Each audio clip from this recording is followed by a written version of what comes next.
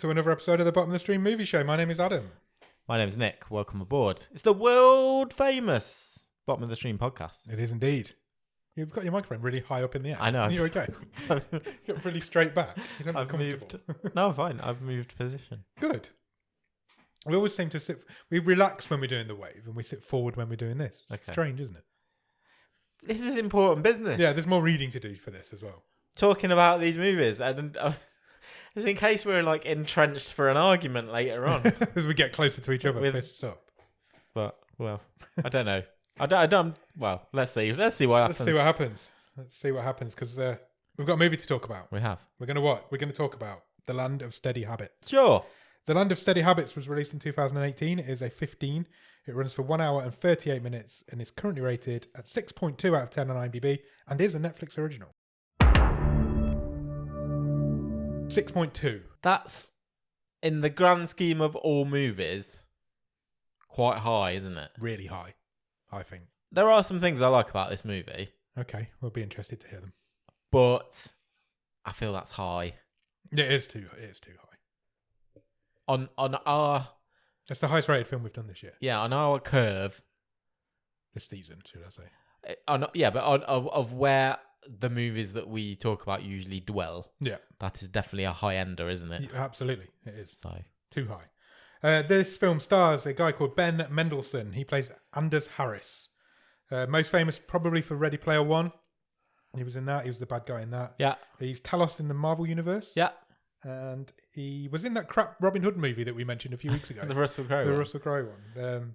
No, I don't know if it was the Russell Crowe one. It was the Taron Egerton one. Oh, is that the one where everyone's like Cockney? Yeah, he was in that. He was the sheriff from Nottingham in that. Also stars a guy called Thomas Mann. He plays Preston Harris. Cool. Most famous for Project X. I knew I recognised his face. The party movie from a few years ago. Stuff. He's also in Me and Earl and the Dying Girl. Okay. Which is a big... it was like a cult movie a few years ago. And he's also in Kong Skull Island. I think I've seen all of those, so that's probably why why you recognise him. And finally stars a guy called Charlie Tahan, who plays a character called Charlie in this film. Yeah. Most famous now for being in Ozark. He was in all seasons of Ozark, I think. Played a character called Wyatt. Yeah. I've never really gone back to Ozark. I did the first season, never did the rest. But we've seen him on this show before. We have. He was in a film called Super Dark Times, which was super dark a while back. Some of the bits of this that he was in reminded me a lot of that film. Yeah, definitely. He's the best thing about this film, in my opinion. I thought he was head and shoulders above everybody else in it. He's not in it a lot, but as an actor, I think he's the best one in it. He was good. He still looks like the woman out of the Goonies, though. He really does. We did that, didn't we? I know we did. I'll try and find that graphic out because we did that. He looks like, what's her name? Why'd you do this to me? You know I'm shit with names. Oh, is it Dana? She was everywhere in the 80s. She's on that picture there. There's a Goonies poster on the wall. Martha Plimpton. I didn't even get to her. It popped back into my head. Yeah, he does look like Martha Plimpton. That's a very good show. I'll find that image. We put that out in about season 2 whenever we did Super Dark Times. This film was written and directed by a female lady called Nicole Holofcener. Okay. Holofcener. Something like that. She hasn't made a film since. Right. She has made lots of TV shows over the years. And she was also an uncredited script doctor on Black Widow. Oh, nice. Interesting. So was that all female cast, writer and crew? I don't know. I'm sure it was all female crew and director. Do you have a one-word review of The Land of Steady Habits, Nick? I do, yeah. What is it? Ben mends ties with his son. Yeah, okay. It's a good one. I'm really proud of that. You should be. I can see how smiley you are about it. Where does this film start, Nick? There's a man walking around Bed, Bath and Beyond. Straight into the movie poster. Yeah. Literally the first scene of the film is the whoever's drawn the posters doesn't want to watch this film. It's just gone, I'll just take that scene. Fine. He looks sad. Yep. And he's trying creams and stuff. Yeah, he's trying. He's all the tester pots. Yeah, he's walking around trying all the different stuff, looking at all the different towels. The title card comes on as he's doing this as well. And then he picks up like a toothpaste holder that looks like an umbrella. Yeah. And he asks a lady what it is. She explains it to him. And then he has sex with her. Yeah. Literally the very next scene. Yeah. It's just him having sex with her. This guy's MO is pretty successful. Yeah, every woman he talks to, he pretty much had sex with. Just picks up women at these Bath and Beyond. home furnishing stores. Yeah, seems to work. Yeah. And then we meet Preston. Preston's talking to his mum. We assume it's his mum. We don't get introduced to any of these characters. We don't get the names they're just at here. this point. They're just here. We don't know who they are. But the man doing all the sex with the ladies is Ben Mendelsohn's character. Yes, Anders. So you've got Anders, then you've got Preston, who's his son. Yeah. And then his wife, Helene. Who's played by Mrs. Tony Soprano. Yes, Falco. indeed. Yeah, there's quite a few like bigger named people in this. Yeah. Because what's name's in it as well? I'm going to pretend I didn't say that because I can't remember what her name is. I've written it. I'm not sure where they are. Maybe in a hospital, but it turns out they were in a school. I think where they're teachers or teaching English or something. Yeah, it's a community centre or something like that, isn't it? It's like English for. He was teaching English. English to as a adults, foreign wasn't he? language. Yeah. And then he talks to another woman in another shop. Yeah. And then he has sex with that same woman again. Yeah. But my notes here say now he's sexing her badly.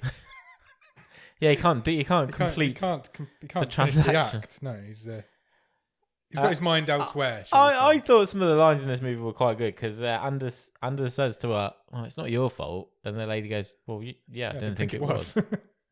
It's definitely your fault. Then in the next scene, he turns up at a party. Yeah, so he's had an invite to like a Christmas. Yep. Pre-Christmas do, I suppose. Yeah, it seems to be. There's a few days before Christmas, I think.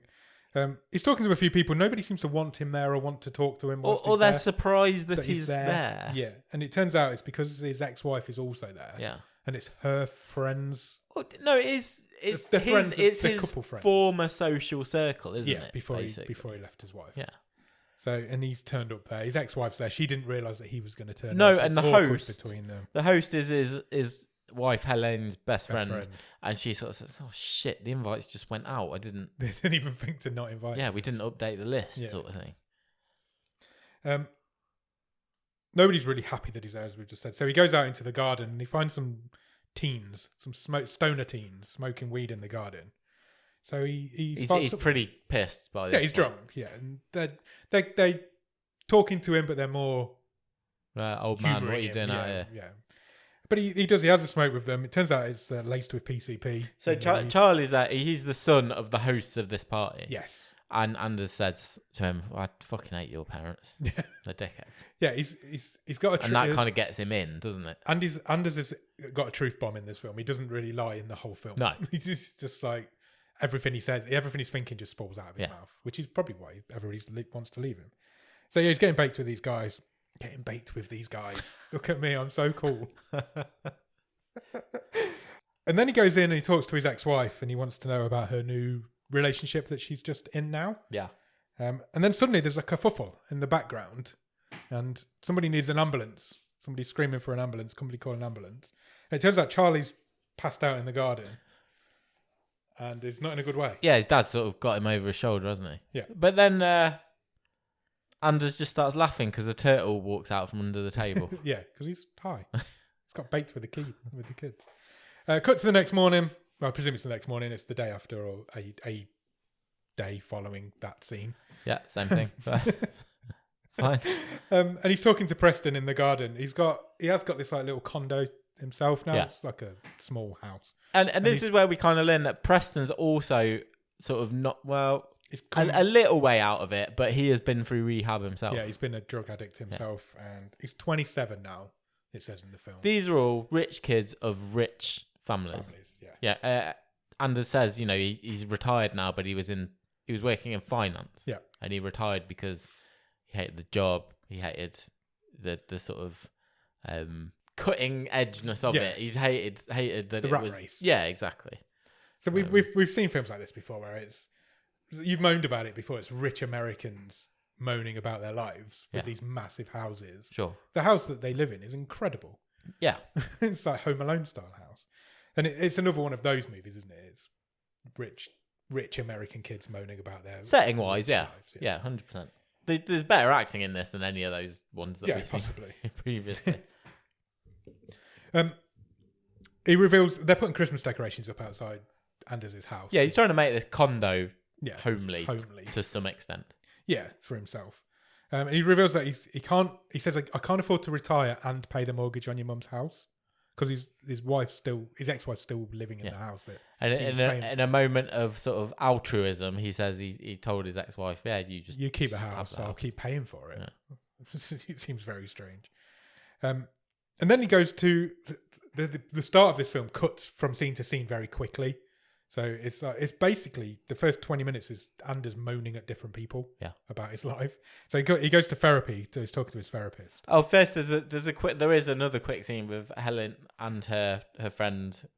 Who I can't remember her name. I've got it written down at some point where they're just drinking wine and talking about how terrible their sons are. Yeah, our rich sons who we've sort of mothered forever won't leave us. Yeah. They won't leave these huge houses and get a job. Yeah, it's one of those films.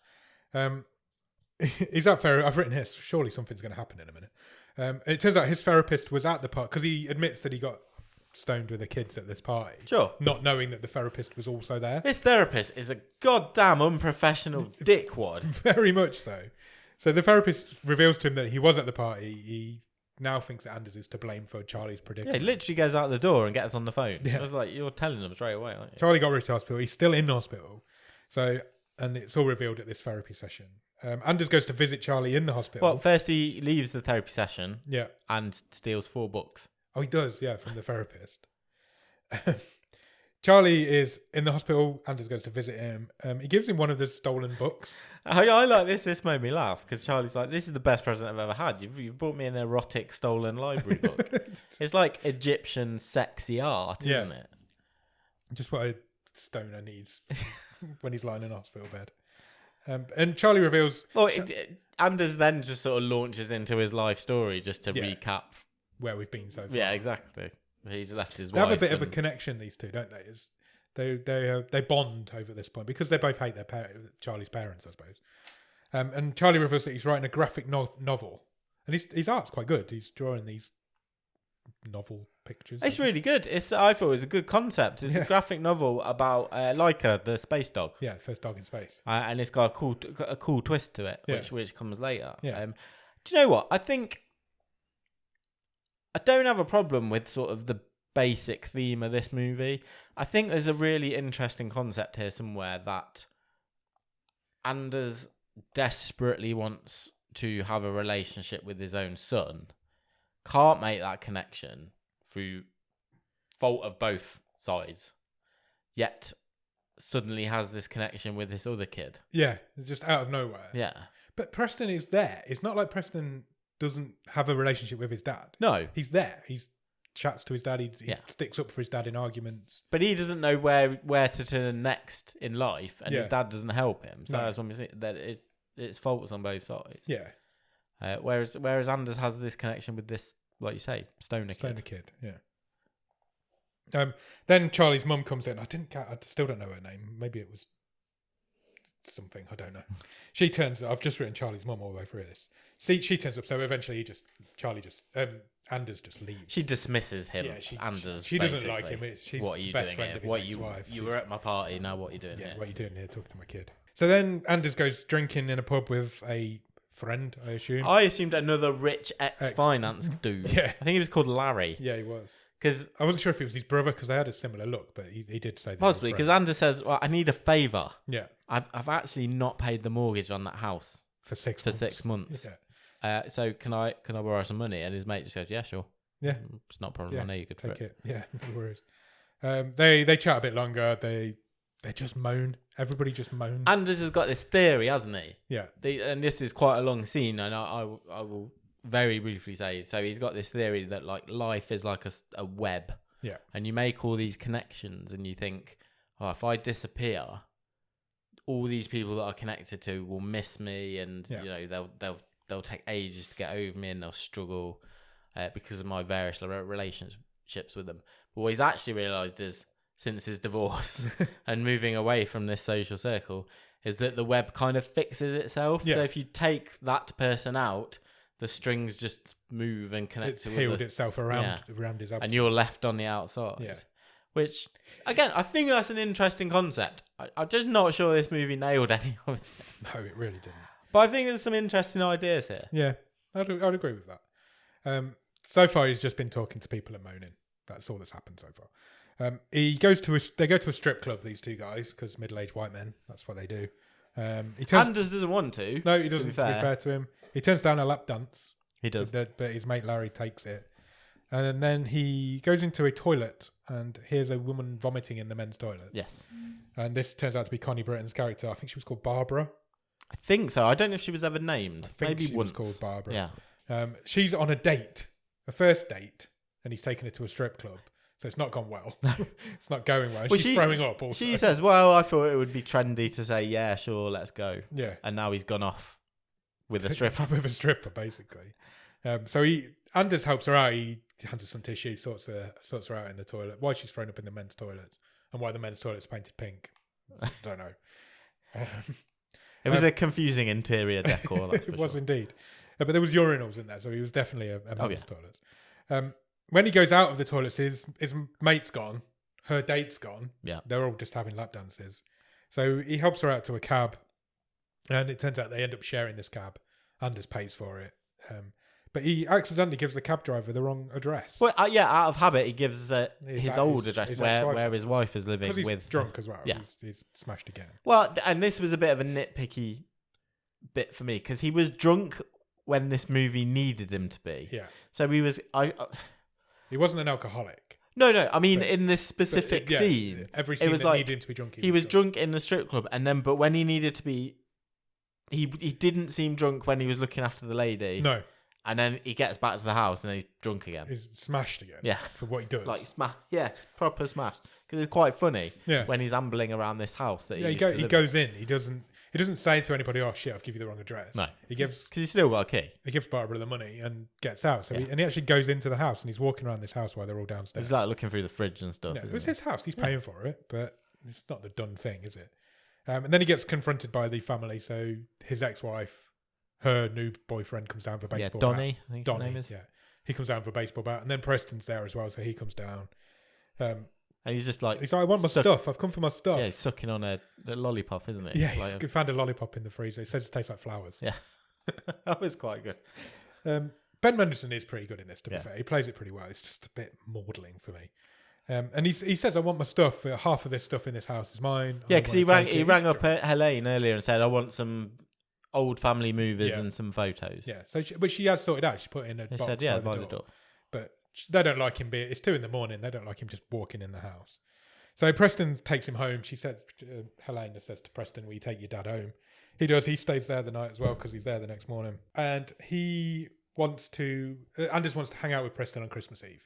Yeah, so he's ham-fistedly trying to make a bit of an effort with his kid, isn't he? But Preston's already got plans on Christmas Eve because his mum always has a big party with all the friends around. And Anders is like, oh, yeah, of course. I forgot about that. Yeah, don't worry about me then, I'll be fine. And then it turns out, we find out in the next scene that Preston has been stealing money from some of the students that he's been teaching. He has. He's been scamming them because he's playing an underground poker tournament. Yeah. Which is a little twist I didn't see coming. No. So far, all we know about Preston is he's a recovered drug addict who's been to rehab. Yeah. But it now turns out he's a proper fuck up. He's drunk. He's a gambling addict. It did escalate a bit, very quickly. But again, like you said a minute ago, just when it needed him to. Because a lot of the time he's the moral... There was no build to it, was there? No. A lot of the time he's chatting to his dad and he's actually saying some pretty sensible stuff. Yeah. But then all of a sudden he's a massive fuck up. He can't get a job and he's messing about with his life and stealing from people. Anders goes to his ex's work, to Helena's work. Yeah, because he goes to apologise for the night before. Yeah, because he's sobered up. He's like, this was a stupid thing to do. And she says, don't worry about that. Come with me. Yeah. I've just found out that Preston stole a load of money off one of our clients. And he's at this underground poker game somewhere. We've got to go and find him. We need to go and fetch him. So they go to a bar. They show him the barman a photo of Preston, and he's like, yeah, he's out the back. Goes out the back. For some reason, there's some like big warehouse-style room out the back of this bar where everybody's playing poker. He doesn't seem that surprised to see them there. No, he's like, oh shit, I've been found out. Tries to explain himself. He kind of Preston tries to give a half-hearted excuse where he says, well, the guy was going to get scammed anyway because he told me he was going to invest this $2,000 with a really sketchy group of characters. Yeah. Ignoring the fact that he sketchily himself is gambling it away. But he's like, I am going to win this money, so I'll give it him back when I've won the money for him. His mum fires him at this point. Yeah. Because she has no choice. And tells him to move out. Yep. She's like, yep, get out. And at this point, Preston says, well, you're going to have to move out soon as well. Because Dad's not paid the mortgage. Which triggers an argument between them two. They go outside, they argue a little bit. I quite like this bit as well, because I thought this was a nice little twist, because we find out in this argument between Anders and Helene that actually it was him that wanted to leave her, and she sort of throws right back at him the bomb that, well, you should be happy. Yeah. Because you wanted to leave us. You said you wanted to leave us, you wanted to get rid of this life, and you'd be happier. And now you don't seem to be happier, basically. Yeah. He goes home and he watches some old family home movies and gets drunk again. And then he goes shopping again. He loves going shopping. Yeah, this pickup routine has got a high rate of success. It really has. Because he accidentally bumps into Barbara in the shop. Just out of nowhere, complete coincidence. He bumps into her in this shop. And he manages to get a number. She offers to pay him back for the taxi. Yeah, she says, that was an expensive taxi. Let me buy you lunch. He turns her down to start with, but then he changes his mind and he gets her number. He's got a high success rate with women. Yeah. Goes back home and Donnie turns up at his door, Helena's new boyfriend. He turns up at the door. He's basically come to apologise. Which takes Anders by surprise. Yeah, because he's like, I'm not expecting an apology from you. But he's basically saying, we were friends. I've now taken your wife. He just says, I'm sorry for everything that's happened. Yeah, basically. As a apology and as a way to help you out, I want to buy the house off you. Yeah. And I'll give you 10% over the market value. Seems like a freaking good deal to me. It doesn't. He hasn't been paying for it anyway. It's free money, basically. He doesn't live there. Hasn't been paying for it. All he's got to do is pay his mate back who loaned him the money. Yeah. And judging by the way Larry was in that strip club, I think he'd probably get away with not paying him back. Absolutely. But Anders says, no, I'm not interested. Forget it. That's the end of the scene. And he ends up giving Donnie money to a breast cancer charity. Yeah, it does. Which was, again, it was quite a funny little exchange. Anders, Donnie was wearing this ribbon, wasn't he? Yeah. Then he goes on a date with Barbara. At this point, I noticed that I was scrolling through my phone, and I never do that. Oh, really? Watching these films. So that's never a good sign. Basically, on this date, they talk about their kids, and for some reason, they talk for quite a long time about a new shop that's opened, a new Gap that's opened somewhere. They talk about that for a little bit. It's a pretty boring date, and we're sitting watching it. When he gets home, though, from the date, Preston is on his porch waiting for him. Yeah. And he's smoking, which is another thing that Donnie didn't know that Anders didn't know that he did. Preston says, good news. I've got a job. I've got a job. I'm delivering booze for the local... off license, I guess. Yeah. But can I stay here? Yeah. No. It's Anders' answer. Now... This guy's trying to build a relationship with his kid. Yeah, exactly. I mean... I know these are flawed characters, as in flawed people. I got quite angry here because I know Preston's giving them a tough time. Yes, I know he's 27. But would you really not let him stay? Of course you wouldn't. He's just gonna definitely let him stay. He's got a new job. He's just been kicked out of his house by his mom. Yeah. You would not send him out on his way. No. He just wouldn't. And this guy, I know he's this trying guy's to build a relationship with him. Yeah, I know this guy's supposed to be messed up, but I just couldn't quite relate myself to the fact he was so keen to help this other family's kid, yet wouldn't even let his own kids sleep on his sofa. And he was already lying on the sofa. Tough love to his own kid, and they were chatting whilst arm Preston around was, the shoulder of this other. They're chatting away. He gives him a present, doesn't he, for his Christmas or something? And they're chatting away, and the Preston's already lying on the sofa, and he's like, "Can I just sleep here?" And he's like, "No, get out." Yeah. I'm like, it really felt like this is alien to me. I don't understand. And I didn't feel like that's how Anders would act from what I'd seen in the previous 40 minutes or whatever. Agreed. Not long after Preston goes, and somebody else shows up at his door. Yeah. Charlie shows up. He does. At his door. Still got his hospital bracelet on. Yeah. He's kind of inferring that he sort of discharged himself. Yeah, he's run away, hasn't he? Yeah. So he's run away. He's got a pet turtle. His parents, sorry, just to confirm it. So his parents have told him, like, Well, to rehab. You're going straight into rehab, basically. He doesn't want to go to rehab, so he's run away. He's managed to go home and get his pet turtle, which he wants Anders to look after whilst he runs away. I'm not... Bearing in mind they've only met twice. I presume they've known... If they're friends of the family, though, they're going to have known each other better. Why did he give It was kind of like, well, you're old and I kind of trust you. Here's my turtle. Yeah. That was it, really. It's like if one of your kids, when they're older, turns up at my door after we've had a big falling out. Yeah, okay. I get it's like that sort of idea. I feel like they've grown up together. Yeah, fine. I'll take it. It's that sort of deal. But your kids would be welcome to turn up at my door if they needed to get away from you. You will have them shortly. So yeah, he's going to run away. He needs somebody to look after his turtle. Anders is like, I'm going to have to call your parents now because you've told me you're going to run away. Yeah. So as an adult, as a responsible adult, which I am, I need to call your parents. But he doesn't because... Charlie hits him with a knowledge bomb. Yeah. He just drops him with the news that, your wife's getting married again. Or your ex-wife. Yeah. And he's like, what? She's only been together with him for a few months. He also Charlie's parents have found out that Anders was smoking with Charlie on the night that Charlie went into hospital. Yeah. But Charlie isn't the one that told them. No. So Anders immediately goes, fucking therapist. Because he's the only other person it could have been. I'm glad I stole his library books. So Charlie's like, don't call my parents. Let's go off and do some drugs. No, Anders says... Oh, no, Anders suggested, because Charlie says, should we have a drink? Yeah. And Anders says, have you got anything stronger? Yeah. This is unbelievably irresponsible. So Charlie's like, yeah, but we're going to have to go to my clubhouse. Yeah. So he's got a clubhouse somewhere. It was really cool. What's... They go to only you were rich enough to have this clubhouse. They go to a boat. Yeah. It's like dry dock. It's a dry dock winter, boat yard, yeah. And it's where Charlie goes to smoke. All the gear's there set up. It's all set up. He's got fairy lights all around the place. It looks pretty cool in there, to be fair. So they go on this boat together. They're having a chat. Charlie's figured out how to end his graphic novel. Yeah, so he tells him how this is going. It's a really convoluted ending we're not going to go into. I thought it was cool. It was cool, but it's a lot to explain. Yeah. But yeah, it would be a good graphic novel. I'd read it. Novel. So they just basically get high together. Anders tells a story about when he used to bully Charlie's dad when they were younger. Stole a teddy bear off him or something. Yeah, they said it was broke this guy's heart when he was a kid. And he says, Anders says, I wish my kid wanted to hang out with me. Yeah. Even though I've just kicked him out. I've just kicked him out of the house, knowing that he's not allowed to go home either. He basically kicked him onto the streets. Suddenly though, Anders has a bit of a crisis of conscience, I guess. Yeah. And he's like, right, I'm going to take you home now. Well, Charlie says to him, why... I'm paraphrasing slightly, but basically, why do grown-ups always worry about if they're bad parents or not? Yeah. And it snaps Anders straight. Yeah, because he's like, shit, I am a bad parent. Yeah.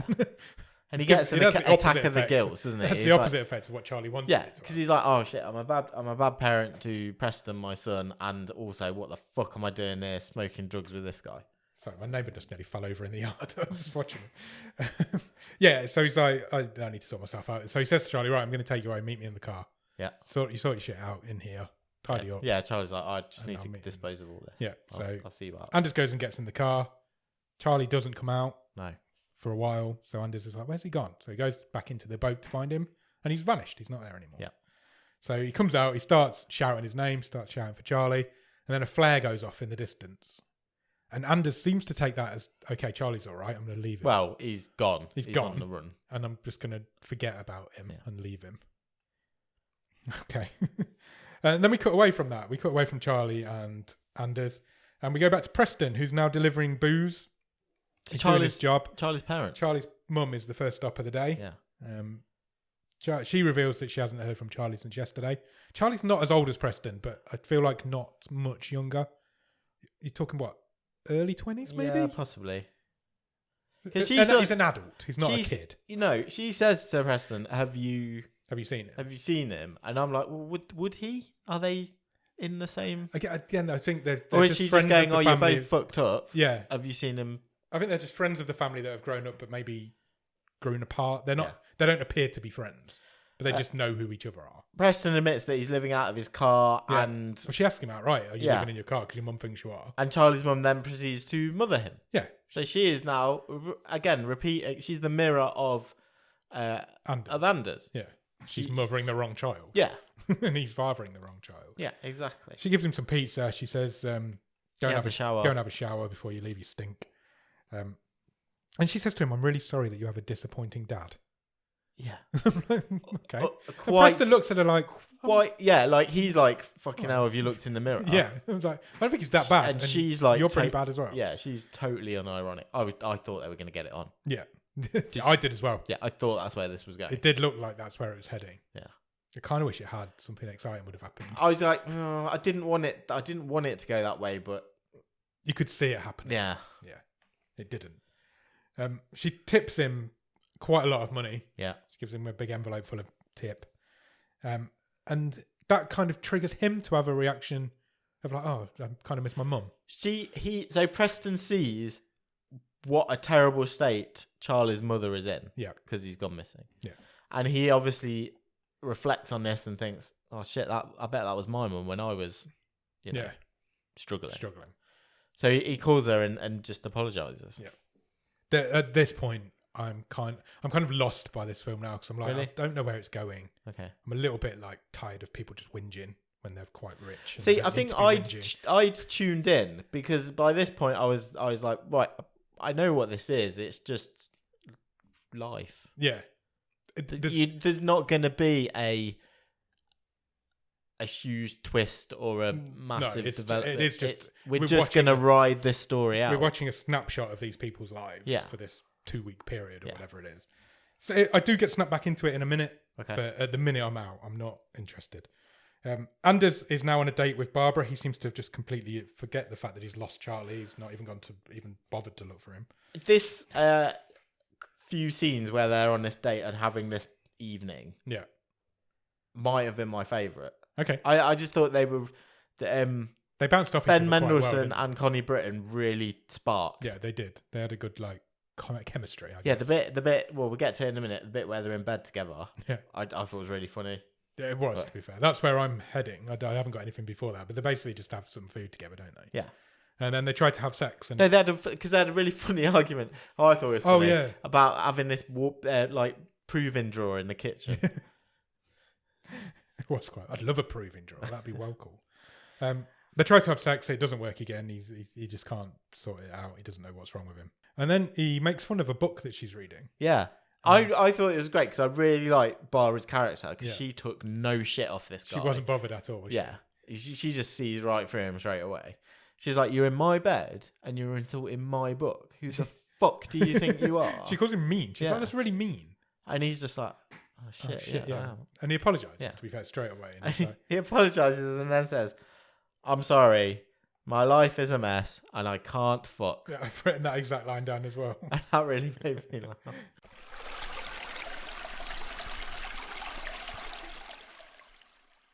Cut away from that scene then, and Preston's delivering more beer. This time he's delivering to the house of an old school friend, I think. Yeah, Somebody he used to go to school with. A kid who's sort of landed on his feet. Yeah, he's married into a rich family, I think. Made money from LEDs. Yeah. That's what he said. And they've just brought this big house and he's delivering booze to them. And Preston's like, he's in the middle of this existential crisis, isn't he? And he says to this kid, well, are LEDs your passion? Yeah. Is that what gets you going? And the guy's like, oh, it's fine. I don't give a fuck. Yeah, it's just money. Look at this place. Yeah, and Preston's delivering booze for his off license. Yeah. I mean, he's got no room to talk. But this guy gets really pissed off with him and he's like, you're a dick. He calls him a dick, doesn't he? Yeah. So Preston leaves, but then his car won't start. Yep. And for some reason, he gets a tow truck that drops him off in the middle of nowhere. No, he says earlier where he's living, because when he's with Charlie's mum, she says, oh, are you living down by the bridge where all the dropouts hang out or something? Oh, okay, so the that's tow where he truck got dropped him off to Yeah. where he's been parking up. Yeah. Okay, that makes sense. In the boot of his car, he has an enormous bottle of champagne. Yeah, you've got all these weird measurements of champagne. Jeroboam or something? You have a Jeroboam. Jeroboam. And like a Nebuchadnezzar. Yeah. It's one of them, isn't it? This So was it's about, 4 foot tall, this bottle? Yeah, it's massive. a huge bottle of champagne. I don't know what it was, but it was a big old bowl. And there's like a Balthazar, isn't there? That's Yeah. a champagne measurement as Find it was about 3 to 4 foot tall, this bottle is. So do some research, Nick, quickly. well. It's done in like volume, isn't it? Right. So you've got like a Magnum. Yeah. Is that like 2 bottles? Yeah, so your standard bottle is 750 ml. Okay. And then your Magnum's the next one up. Yeah. Then your Jeroboam. Okay. Your Methuselah is 8 times 75 centilitres. Okay, so 8 bottles. And yeah, your Magnum's double. So Magnum's 2. Yeah. I can't even pronounce the biggest one. Nebuchadnezzar is 20 bottles. Okay. And you've got a Sovereign, which is 33 bottles, and it goes right up to something that's 40 bottles, 30 litres. In one bottle? Yeah. Melchizedek. Wow. Looks Polish. Is there a picture of one? I've got a graph. Oh, nice. That's not really how. There's nothing there to scale it though. It's just the same it tells bottle. you how many bottles. Yeah, but there's nothing in the size to show the size of the bottles. What's the biggest champagne bottle you've had? I don't even really like champagne. Nor me. I've been to a couple of weddings and got really drunk. You know when like someone just comes round and keeps topping up your glass and it's never empty? I've been to a wedding with your wife where that happened quite badly. And it wasn't your wedding. No. Yeah. It was a massive bottle. It was about 3 foot tall, this bottle of champagne. I reckon it was a... Nebuchadnezzar. No, that's too big. That's 20 bottles. No, it wasn't that big. 8. It was about 8 bottles, I would say. It's probably a Methuselah. Okay. That's 8 Anyway, bottles. it was a massive fuck-off bottle of champagne. Yeah. He's got it in the boot of his car that he was supposed to be delivering to somebody. So he's like, well, fuck it. I'm going to get sacked anyway because my car's broke down. I'm going to nick this bottle of champagne. Yeah. Going to go into the woods. I'm going to take it into the woods. And just get pissed. Yeah. So he does. He goes out into the woods. You at least need a straw, wouldn't you? Yeah, you lift that up. I don't even know how you'd pour it. Bottle, I don't even know how you'd pour it. You couldn't. If you rested the rim of that bottle under glass, it'd just crush the glass, surely. But so he takes it into the woods. He opens it. He never drinks a single bit of it. No. And then he realizes he's by some train tracks. So he's like, I've got a really good idea. I'm going to put this bottle on a train track. Sure. And watch it get hit by a train. Which is exactly what he does. It's pretty cool. Yeah, it's pretty cool. It goes on an explosion when this train hits it. And then he kind of looks around and he's like, I probably shouldn't have done that. He has like a moment, yeah, doesn't but he? He's like, I've put it's signifying he's putting his demons to bed, isn't it? But I feel like he was like, that's probably worth a fortune. Yeah, I think it was in a wooden crate that he had to crowbar open. I mean, he's not getting his job back, is he? No, let's be honest. Definitely not. So he watches it get hit by this train, and as he turns around, he notices a foot from poking around from behind a tree. And then he walks around, and it turns out he has found Charlie's dead body. Yeah, it's very blue. Very blue. Still got his hospital band on. Charlie is no more. Charlie is a deceased person. Cuts away to a bit later on. There's red flashing lights everywhere. Police everywhere. His dad shows up.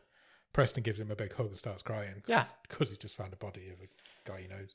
So, but yeah, back to Anders' condo. Yeah, he takes him home, back to the condo. Preston goes up for a bath or to use the bathroom, sort himself out. And the turtle is in the bathtub. Yeah. And he's like, Dad, why have you got Charlie's turtle in your bathtub? Yeah, were you his friend? Yeah. Anders basically says, well, no. It was a bit weird. He explains his whole relationship with Charlie at this point of how this happened. Yeah. He doesn't lie. He tells the truth. He's like, Charlie had run away. He came here to ask me to look after his turtle. Yeah. Then I lost him. And he kind of said... He admits some of the facts. They went and got high. But he says to Preston, I don't know why he connected with me. No. We don't know what he died of either. Well, yeah. We don't find that out, but we assume he had an overdose, but we don't find out. Also, he might have just been cold in the woods and... froze to death. He ain't coming back. He's dead. We never find out what happened to him. Anders then takes him back to his mum's house because his mum's obviously worried about him for finding his body. And she shuts the door in Anders' face. That was against her character as well. It really was, yeah. Because, Anders has put Helene through a lot of shit. But she'd never been... She'd never been mean to him. No. Like outright mean to him. And he has just brought her son back, having looked after her. They've had a traumatic moment in their family's history. I didn't... But it felt like it was done for comic effect when we didn't need a bit of comedy. Yeah. And it did stick out. I know it seems like only a little thing that she shut the door in his face. But it didn't feel like how that character has acted so far. Yeah. And I must insist on consistency. Because I get pissed off otherwise. Yeah, I know what you mean. I don't think it's difficult. I was angry with this film. If you've set out how your characters are acting, you don't just change it halfway through. Just for the comedy effect. Yeah. I mean, this film is described as a comedy. There's nothing funny about this film. I had a few There's a few little laughs in it, but it isn't a comedy film. The one-liners. Yeah, it's not a comedy film. Yeah. It's actually quite a depressing story. Nobody's happy in this movie. No, not at all. We'll get to it at the end. We're nearly there. So Anders goes home. He lets all his inflatable Christmas decorations down, which is almost like a bit of a breakdown he's having. He's just like, I can't celebrate Christmas now. This kid's dead. And then he leaves town. Yeah, it's that he's trying to make that break with the town, hasn't he? It's like, well, I can't be happy here. Yeah, so I'm going. He packs his turtle up in a car, in a box in the car, and just leaves somewhere. Yep, misses the funeral. Doesn't go to Charlie's funeral. That's the next scene is the mum and Preston talking about the funeral. And this didn't fit right for me either, because the next scene is Helene and Preston in the kitchen at their massive house. Yeah. And Helene's slagging Anders off. She's like, why wasn't he even at Charlie's funeral? Yeah. You know, we know they got on a bit. Why the hell wasn't it? And then Preston just turns to her and goes, well, he did leave town like a week ago. Yeah. I was like, how have you not had this conversation? How do you... What? Again, it's just convenient that it's happening now in this movie. And she's like, oh, okay, fair enough. If he's not in town, that's fine. You can't come back after you've left. So she's like, right, well, let's move on with our life. I need some sliced almonds. Can you go to the shop? Yeah, but she's prepping She's making this. Yeah, it's Christmas Eve. Dinner. It's Christmas. We're at Christmas Eve now. And she's prepping for this dinner. And he's like, yeah, I'll go and get you some sliced almonds. And then he's like, I'll take Donnie's car. Yeah. And get some sliced almonds from the shop. And he goes to the shop. He buys the sliced almonds. Gets back in the car. And he's like, I'm going to go find my dad. Yeah. He's like, I couldn't have done this before I brought the sliced almonds. Or at any point in the last week since you dropped me off at the house. Yes. I've suddenly got a car. Okay, I'll go and find my dad. So he does. He's like, he texts him and finds out where he is. And it turns out Anders is living in a hotel up in the mountains somewhere. No, he's only but he says, you're only an hour down the road. Yeah, an hour down the road. He has an interaction with a family that doesn't go well, but it's just one of those filler scenes. Yeah, but it's just showing that people are dickheads. Yeah. Because Anders was being quite nice to these kids. And they were queuing for coffee, weren't they? Yeah. And he was like doing funny things with the coffee Princess lids Leia and ears with the lids and the kids' parents were like, "Oh, fucking hell, stay away from that weird creepy man. old man." And then Preston shows up. He shows up at the hotel. Anders is like, "Well, I'm not coming back. I'm going to sell the house to Donnie. He's offered me 10% above the value. I've got the deed on the table. The deed is right there. I'm gonna go. Get Christmas out of the way. Yeah. I'm going to accept Donnie's offer. Yeah. Take the money. They can have the house, and I'm going to fuck off. Going starting somewhere else. So Preston's like, well, why don't you come home? And he's like, okay, I'll come home. They're like, 1 minute ago, you weren't ever going back. Come to dinner. You're not staying here. Yeah. Because it's not it's a quite flimsy argument, but he says, look, you already told me you've bought them presents. Yeah. Come and give them the presents. Give them presents. Tell them the news. Then you can go. And he agrees straight away, even though he's said 1 minute ago that he's never going back.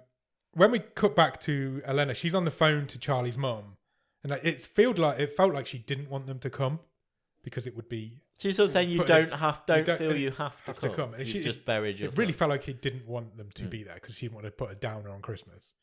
But they do show up. Charlie's mum and dad. Yeah, because the way this event had been talked about previously in the film, I was like, oh, it's going to be another big Christmas party. That's exactly what it was described as. But it isn't. It isn't. It's just the couple that we need to turn up. Yeah, it's Helena and Donnie hosting a dinner for Charlie's parents. Yeah. That's it. Why they needed 2 bags of sliced almonds, I have no idea. So they're the only people there. Somebody says, Charlie's mum says, oh, where's Preston? And they're like, oh, I don't know. I'm seeing him for hours. Yeah. Sent him out for some sliced almonds, not been back yet.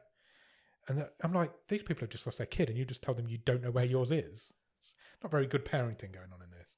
I mean, it's awkward. There's a stunted, awkward conversation going on between the 4 of them. Even though they're all mates, it's not going well. And then Preston and Anders show up just to make things even more awkward. And Anders is like, I'm not staying. I've just come to drop these presents off. Yeah. I don't really want to get involved in the whole Charlie's parents. I'm here because Preston asked me to come back, basically. And Charlie's dad comes out. He's like, no, stay. Let's get involved. Let's have the party. Yeah. Why not? I'm like, oh, there's going to be a row. Well, he's on... Because they already say, don't they, oh, he shouldn't be drinking red wine with his antidepressants, but he clearly has been. We know where this is heading now. So they all sit around the table. And Anders tries to tackle it head on. Yeah, he comes and in. he says, he's like, "Look, before we go anywhere else, I just want to say I'm sorry I couldn't be at the funeral." yeah, I'm really sorry for your loss. Yeah. I admired Charlie. And He then was a they great just kid. go for him. And they just attack him. Yeah. His mum says to Anders, Charlie admired you because you're the group fuck up. Yeah. And that's why he admired you. So she's not sorry. She's lost her son. She's still like, my son was a fuck up, and you're a fuck up, and that's why you got on with each other. And then they turn on Preston. Yeah. Because I felt for this kid here. Yeah, definitely. Because they're like, well, why the fuck were you in the woods? What were you doing in the woods? Yeah, they're like, you used to do drugs and drink. Yeah, so you must have been doing it with it. They accuse him of doing drugs with Charlie. Yeah. Basically being there when Charlie died. But he wasn't. And Anders sticks up for Preston at this point. Yeah. And he's like, he wasn't doing drugs with that Charlie. I was doing drugs with Charlie. I was doing drugs with him. He tells him everything. I was doing drugs with him. I lost him. Yeah. I couldn't find him. I didn't know where he was. He never looked for him. And their parents quite rightly were like, well, you're the adult here. Why didn't you call us and say, look, your son's fucking getting baked in the middle of nowhere? Said baked again. And he's basically, well, because I think you're dickheads. You're bad parents. Yeah, basically. And then, so her name's Sophie, I've written it down here. So Charlie's mum says to Anders, well, I've got some secrets too. Yeah. She throws Helena under the bus. She's like, she's been sleeping with Donnie for 2 years. Yeah. Well before you got divorced. And you can see Anders' heart breaking at that point because he's like, he had suspected that was happening. Yeah. And then suddenly, out of nowhere, the dad just jumps on Anders, attacks him, gets him to the floor, and puts a cigar out on his forehead. Yeah. But just literally out of nowhere. And that's the end of the scene. And then in the next scene, Helena and Preston are waiting in a hospital while presumably somebody put some aloe vera on Anders' forehead. Because they go into his hospital room, and he's just got a little bandage on his forehead. Yeah. And then they have like a bonding moment. He grabs Preston's arm. They're family again. Some time passes, I've written at this point. It's summer now. Because it's now summer. Because it's thawed, the boats are on the river. Yeah. For some reason, they've sold the house to somebody else. Yeah. Because I don't know why. So Helene is... Anders was going to give it to Donnie. But now which they may have done. Yeah, but they've decided to sell it anyway. Because she's explaining to the garden to the new owners. Telling the owners how to deal with the garden. Preston's got his own place. He seems to have sorted himself out. He's off to, they call it graduate school. Yeah. I don't know what that means. This is basically an epilogue of this movie where everything's just tied itself up in a nice little bow without. He's got a new place. Explain how. Yeah, he's trying to start his life, I guess. This kid. Anders is still seeing Barbara. He cooks her some dinner, and while they're eating the dinner, we reveal that Anders has got a pet turtle in the tank behind her. There was a nice joke here, which really made me laugh. Right. As Anders is back in the shop, he's buying all the stuff for the dinner that he's going to cook for Barbara. And he goes to the checkout, and he's clearly got this cigarette burn on his forehead. Yeah. Or this scar from this cigar. And there's an Indian lady behind the checkout, and she just gives him the death stare, biggest evils, and it really made me laugh. It was quite funny, to be fair. I was like, that is a nice little joke. Yeah. That is a nice joke. A joke with no words. Yeah. Anders goes back. He's cooking for Barbara, so they're still seeing each other. Yep. And he's got the turtle's there. He's looking after the turtle. He's got the turtle in a tank behind her on the sideboard. Yeah. And the film ends. Yeah. Overall, then, what did you think? I thought it was absolutely fine. I didn't hate it. I did. I didn't. I knew you would. I didn't love it. But I thought it was absolutely fine. This is just It's one of those films that it's just nothing happens, and it's a 2-week period of these people's lives. Yeah. They don't introduce you to who they are at the beginning. They don't really tell you what happens to them at the end. It's just take these 2 weeks and watch these people's lives unfold. Yeah. It was really boring. I didn't think it was boring. I thought it was incredibly boring. I thought it was just a snapshot of these characters, these people. I mean, I didn't love it, but I will say I thought they felt mostly like robot people. No, I thought they were mostly real people, but the consistency wasn't there. There are scenes in this film where people act like there's no way that human beings would act like that. A little bit. And then there's also scenes where you've established these characters for us, and then they do things that are completely out of those Yeah, characters. that's the bit that pissed me off. Yeah. Because the consistency wasn't there through the movie. Yeah. And that discipline wasn't there. I didn't like or understand Preston's character at all. He was one minute he was fine. He was the guy that was the character that got shortchanged. Completely. I also agree with you there. He was fine, and then he was a fuck up. Yeah. Then he was a real fuck up. Yeah. Then he found a dead body, and then he was all right. And by the end of the film, he's got his own house. Yeah, and he never got a journey, did he? No, it was just a scene after scene, and he was a completely different character in all of them. Yeah. It really, really got to me. His character didn't hang together. No, not at all. Anders' character was good. Ben Mendelsohn's good in this is good in this movie. Connie Britton's really good in this movie. The woman who played Helena, I'm not sure what her name Edie is. Falco. Is that who it was? Okay, cool. She was fine. And as I said at the beginning, Charlie Tahan I thought stole it. I thought he was really good. That stoner character, he plays that character in everything he does, but he's really good at this dark, creepy teenager. You can see the darkness behind his eyes. The problem with this movie is, I think it's what you've already touched on. Charlie Tahan is good, and you're seeing him. What this movie wants us to see is that his character, that character of Charlie, is where Preston was 5 to 10 years before. Yeah. But it doesn't write Preston well enough for us to have that connection with him. No. That relationship should have been between Charlie and Preston. Because Preston's been there before. Could help save him. He's the role model because he's should have in some scenes has come through this and got out the other side. It's just can't nail. It's too clumsy and it can't nail that sort of. I mean, you only get one scene where Charlie's mother does the mothering for Preston. Yeah, and you only, to be fair, you only get like two and a half scenes where Anders is doing it for Charlie's for only in like 3 scenes. Charlie's only in it 3 or 4 times. Like I said, I think there's something good there. There's a basis of a good idea. But maybe you need to expand both of those out. Yeah.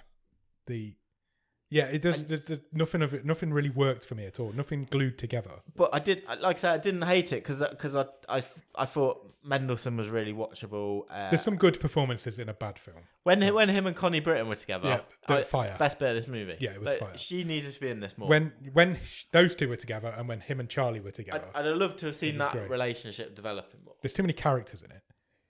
It's not focused enough, is it? It's not focused enough. You cut some of the characters away and tighten it up a little bit, it works, but it's just a mess. It just doesn't work for me at all. I really didn't like it. Yeah, see, I agree with everything you're saying, but it didn't annoy me as much. Yeah. Because... I get that. I needed more from it and I didn't get that. Yeah. It just annoyed me. I was just annoyed by it. That's fine. I mean, I think it's strange because I just don't... I agree with everything you've said. You're just not as passionately about it as I do. But no, it just didn't annoy me as much. Yeah. I don't know if I'd go as far as to say as I enjoyed it, but I definitely didn't hate it. I would go as far as to say I really didn't like it. Hate's maybe too strong a word, but I really didn't like it. But I was happy when it finished. I was done with it by that point. I did check the time a couple of occasions through this. It's slow. I caught myself on my phone. But by design, it's slow. Yeah, it is. It's meant to be like that. I caught myself on my phone more than once, and I never do that when we're watching these films. I thought, again, an inconsistency of it was that there was at times where the sort of dialogue was quite whip crack between some of the characters, and then there was times where it just went like bleh. Yeah. And that consistency wasn't there either. No. But I wouldn't. I thought it was fine. IMDb has it as a comedy drama. I don't think it was funny. I genuinely don't. There's maybe 1 or 2 laughs in it, and I don't think it went for laughs for the majority of the film. I don't think it tried to be funny. Yeah. I don't know if it's a comedy. The comedy is in some of those dialogue exchanges. Yeah, but not many. No, but it's not. No, I wouldn't have said it's a comedy. A comedy. No, not me. It's not even a dark comedy. It's just a drama. Dark. It's just a drama. Yeah, it's actually quite depressing at some point. Yeah. But it's just watch these poor rich people be depressed in every scene. Yeah. That's all it is. And you never really get to the bottom of. But then his life like that, I suppose. You know, Anders doesn't get a resolution, does he? No. He's still on it. None of them. The film ends where he's still on his journey for happiness, and aren't we all always on that? I don't know. How deep? Preston's got his own apartment by the end of it. I mean, How in he life, sorted himself nothing's out. tied up in a bow, is it? No, true indeed. What's the best thing about it? I think it is some of the performances. It's when Mendelsohn and Connie Britton are together. Or when Mendelsohn and Charlie Tahana are together. Yeah. In those 2 or 3 scenes they bounced off each other quite well. Yeah. But other than that, I don't think there's a lot of good about it. I think it's the best acting we've seen this season. Yeah, but it's the film with the best actors in it that we've seen 100%. This season. Yeah, that's the best thing about it. Yeah, okay. What would you change about it? More Connie Britton. More Connie Britton, more Charlie Tahan, and I would make Preston's character more of the role model than Anders' character. If I said to you, you can have those things, yeah, but this movie has to be half an hour longer, would you take it? No. I don't care enough to watch it for another half an hour. But if not interested enough. If the exchange is this movie is half an hour longer, so it's got to be 2 hours. But it's good. Yeah. That's fine. I'll watch a good movie for 2 that? hours. Okay. Yeah, maybe. But it's still the same movie. It's still slow. The characters are still the same. That's fine. It's just, I think it would make more sense to do it that way, maybe. Yeah.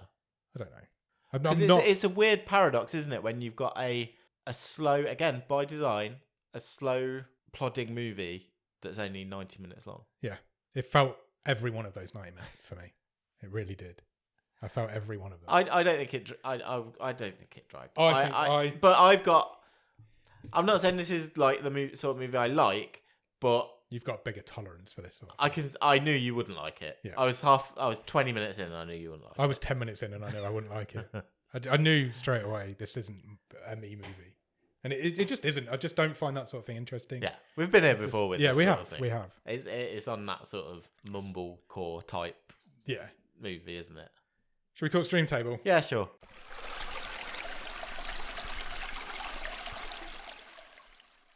We've got 4 films in the stream table currently. Target is bottom. Comes a Bright Day is third. The Parts You Lose are 2. Is that 2? And All at Sea is currently at number 1. They all could be anywhere in that table. Target could easily be at number 1. All at Sea could easily be at number 4. They interchange with each other quite well. I think if someone came to me and said, "All right, I've watched all these 4 movies, Nick. Yeah. And I think the table should be exactly reversed." Yeah. I'd be like, yeah, I wouldn't put up an argument. No. Because I think there's not much between any of them. No, there's really not. Those 4 movies fit. We've been at a level so far this season. Yeah. We're still there. Yeah. We've still not gone past that level. This film fits in there as well. I think so, yeah. Anywhere. I know where I want it to go. I know. Oh, I know exactly where I want it to go. Where do you want it to go? Out of these 4, I hate me. I think it's the best thing we've seen. Funnily enough, I don't think it's the worst thing we've seen. I would put it somewhere between The Parts You Lose and Comes a Bright Day. Okay. But you hated Comes a Bright Day a lot more than I did, and I've hated this a lot more than you did. So. Yeah. The problem with this burgeoning table it doesn't is that I am not passionate about any of them. Same. Because they're all and I don't dislike any of them. No. I didn't like. I do dislike Target a little bit. Out of the 4 of them, out of the 5 of them now, I dislike this one the most. Right. But I can see why. It's not the worst It's film not out going of to the end 5. up. Yeah, it's not the worst film out of the 5 of them. But I would watch all 4 of them again over this one. It's not going top. But then it boggles my mind that out of these 5 movies we've seen, All at Sea is the top when it was. It's got so many issues. They've all got so many issues. I was talking to my mum and dad about it, and they've actually seen it. They'd already seen it. Okay. And they thought it was all right. Yeah. Well, it was all right. Because it's aimed at them. Yeah. It's a them movie. But then you talk about it for 45 minutes and you realise it's an absolute shambles and it doesn't fit together. It really is. Go back and listen to the episode. But it doesn't hang together at all. Which again, we outlined reasons why that is also the case for The Parts You Lose. Yeah. And Comes a Bright Day. And obviously Target has got huge translation / cultural issues. Target's probably the best film, just with the weirdest. You'd have to change a lot of it to make it a really good film. I'd happily see this either side of the parts you lose, but I don't want it to be number one. Yeah, so I think for the performances alone and the few chuckles it gave me, admittedly we're striking a low bar. I think for me it'd go top, but that obviously that can't happen because you hated it. So it's got to go second or third. So, yeah, it's a debate over the parts you lose, isn't it? Yes. Is it better or worse than that? I don't know. I don't know, and I don't know if I'm passionate enough to care. I mean, I enjoyed the parts you lose more than I enjoyed this. Yeah. I think the performances in that are good. They are. The kid's good in that. Aaron Paul's good in that. But it's in part of it in the wrong order. Yeah, some of it's in the wrong order. Completely. It's been edited really badly. To the point where they've made it wrong. This is the sort of shit we have to deal with on this show. It's been made wrong. Can it go third? Look, none of these are going to be threatening. No, this is the middle of the I hope, come the end of this season, these will all sort of be... This is 12, 13, 14, 15, and 16. Exactly. This is where these are going to end up. Yeah. We're going to have better films than this. We're going to have worse films than this. I hope so. I hope we have better. We need to get out of this slump because this was a struggle to watch this week. I didn't struggle. I struggled with this one. I really did. Third? But it's... Yeah, fine. Okay. Fine. It's fine. It's third. We need another one. Should we speak to Robin? Yeah, let's see what he's got for us. Throw up the randomizer. This episode's going long. We need to get moving. What would you like to see then? I tell you what I want. I want something really good or really bad. Okay. Don't mind which. I want to get away from this slump. I want something awesome. These are the perils of the randomizer. They are indeed. Shall I press the button? Yes, please. Let's pick a film called 8 Remains. Okay. Have you got any idea what 8 Remains is? I feel like it's going to be horror-y. Horror-y? Yeah. I can tell you now, it's German. Right, okay. Have we done a German film? I'm just trying to cast my mind back. I know we've increasingly done quite a lot of movies. I don't think we've done a German movie. I don't think we've been to Germany.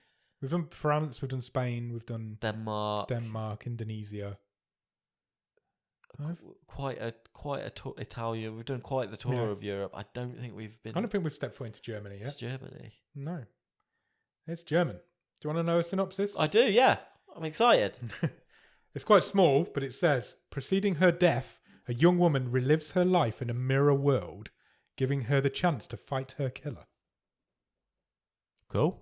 I mean, I'm fine with a sort of. It's not much info. I can. According to IMDb, it's a mystery thriller. Okay. And it's rated at 3.3. Oof. Ouch. Ouchie. So I said a minute ago I'd like a good one or a bad one. Feels like we might have a bad one. But the poster is awesome. Look at the poster.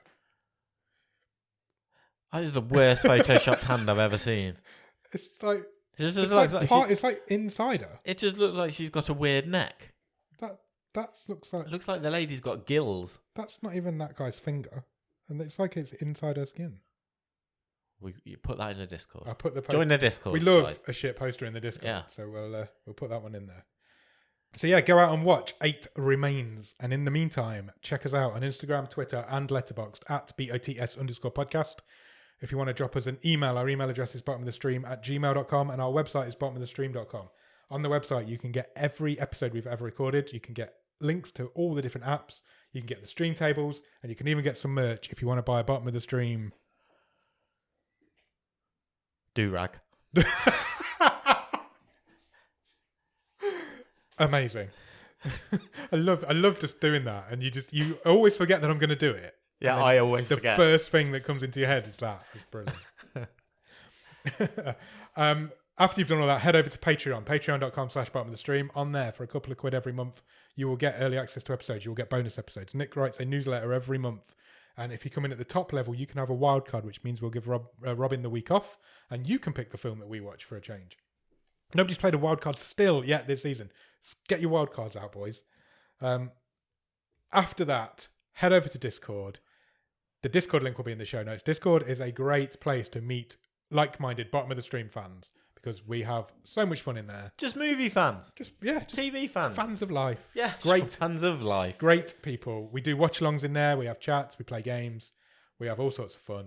Head over to our Discord. The Discord link will be in the show notes. Indeed. If you can spare a few minutes, please consider leaving us a review. Anywhere you can review podcasts, Podbean, Podchaser, Apple Podcasts, Spotify, iHeartRadio, loads of others. Loads.